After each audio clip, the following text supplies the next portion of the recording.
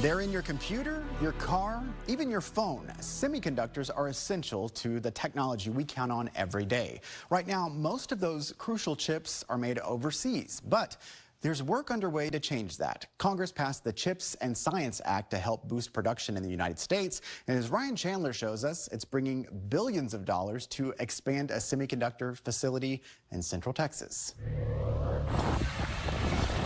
Tucked away in Taylor, Texas. The technology of the future. Two flags celebrating a deeper partnership. Allies in the fight for world dominance. Our nations can and must build together. This investment will quite literally transform Central Texas. The Biden administration unveiling a $6.4 billion grant for Samsung, bolstering the tech giant's $40 billion. The facility, 11 million square feet. And 2.6 billion pounds of concrete, all working toward one critical product. The technology that comes out of this massive plant right outside of Austin will make the entire world run. From the phones we use every day to the cars we drive and the fighter jets we fly overseas. Democrats and Republicans stress it's important we keep this technology made in America. These are the chips that we need right now if we're going to be able to compete. House Foreign Affairs Chairman McCaul sees a more dangerous world, one that threatens our access to chips. During COVID, our supply lines faltered because chip manufacturing is concentrated in Taiwan. McCaul says we need to make our own in case China ever invades Taiwan. What we're doing today will make a difference in the great world competition that we have, particularly with China. The nation and the world once again looking to Texas as a partner to power the world.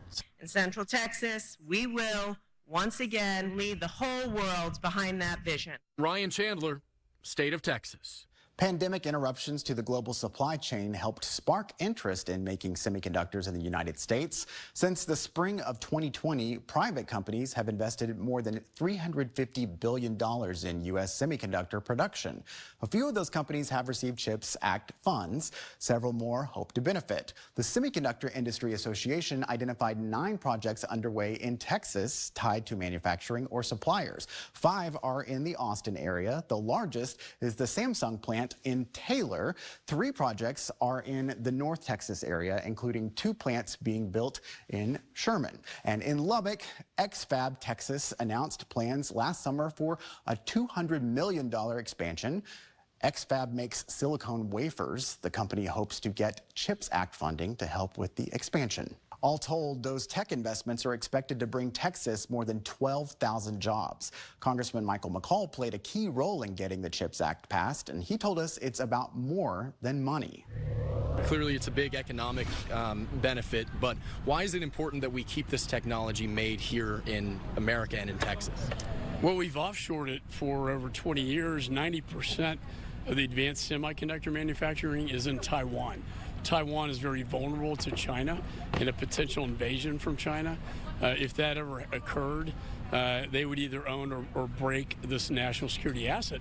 Chips are in many things, like your vehicles, but also in our most advanced weapon systems. At this facility, they will build a 2-nanometer chip. That's a highly advanced chip that would go into our most advanced weapon systems. It is also the advanced type of chip that we need for AI.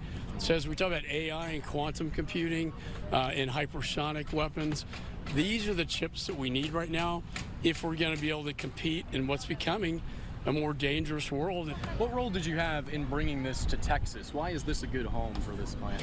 Well, you know, I introduced the bill. Prior administrations and national security team came to me. I introduced it. I got John Cornyn to introduce it in the Senate. It took about 3 years. We got it done. I think my relationship with Secretary Raimondo is very powerful. I mean, she and I know we're different parties, work very closely together to get this over the finish line. And she knows that this area, compared to the rest of the world, you have 2 universities, that's UT and A&M, that produce more engineers than any other. MIT does, but UT and A&M together. The ecosystem of the of technology here, the fact that Samsung is the largest foreign investment in the United States. And what's so great about this is a $6 billion grant, and in return, we're getting a $45 billion grant from Samsung to build 2 more fab plants to make the chips, but also R&D and design packaging. I can't tell you what a big step forward this is in terms of independence, and the fact it's made in America. It's great for the economy and business. We saw a refreshing level of bipartisanship today. It's not often in this Congress you see Republicans and Democrats praising the work that they've done with each other. Why was that important? Could this project have been accomplished without that level of bipartisanship? No, I don't think so. It took a lot of tenacity. I had to convince committees about the tax credit, the grant program. You know, Raimondo is a great team player. But no, it couldn't have been accomplished. And I think every now and then you get these moments in Congress where something is so important to our national security, it transcends partisan politics. And we came together, not all of us. There was some fierce opposition to this bill. But at the end of the day, we got it done. I compare it to like the Manhattan Project, you know, and after World War II. What we're doing today will make a difference in the great world competition that we have, particularly with China, by what's going to be done at this facility. Some of it at a very sensitive level, high level, particularly with respect to our military. Congressman McCaul was the only Republican on stage at Monday's event. Senator John Cornyn recorded a video message that played for the audience. Governor Greg Abbott did not attend the event, but he did meet with Samsung executives Monday at the governor's mansion. In a news release, the governor touted the Texas CHIPS Act. State lawmakers approved the act last session to encourage chip manufacturers to expand in Texas. It created the Texas Semiconductor Innovation Fund, which set aside nearly $700 million for grants to private businesses. The Texas CHIPS Act also includes more than $660 million to boost research and development centers at the University of Texas at Austin and Texas A&M University. Last month, the governor named the first members of the Texas Semiconductor Innovation Consortium.